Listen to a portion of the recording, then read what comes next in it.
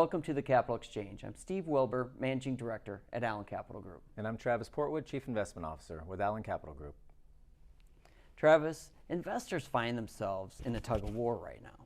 The good news is we have widespread vaccine distribution. COVID's grip on the economy is definitely fading.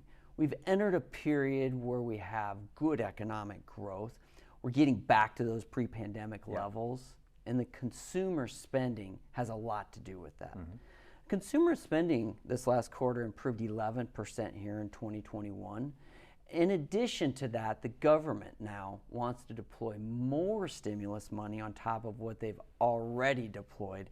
And that's on infrastructure and spending for families.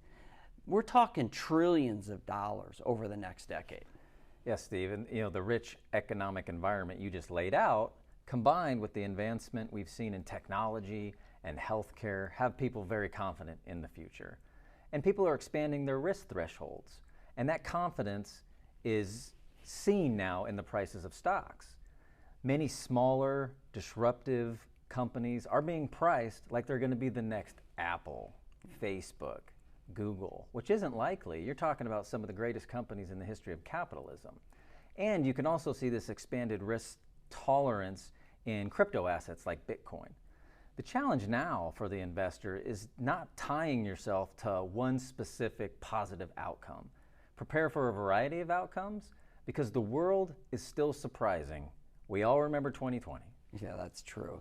Yeah, Travis, if inflation comes faster than we expected, we have to ask ourselves the question, will the Fed take away the punch bowl, and are they going to raise rates even though they've communicated that they're not going to? Or are rates going to go up just because the bond market's going to anticipate it anyways? So the fear is, are they going to raise rates before expected to tamp down this inflation that everybody's afraid of? Yes, Steve, and rising rates hurt bond prices, in particular long bonds. And if the Fed does start raising the short-term rate, the Fed funds rate, remember, we're starting at zero, so rates will still be low by historical standards. And low rates means low income for bonds. But remember what we said about being ready for a variety of outcomes. Quality bonds also provide safety and liquidity for portfolios. And that comes in handy during volatile times like the 33 days between February 19th and March 23rd of 2020. We all remember that pretty well. Cannot forget it. Yeah. In those cases, that money will be there to withdraw if you need it to live off of. Or you can use the bonds to rebalance into high quality stocks at bargain prices. And we all like that.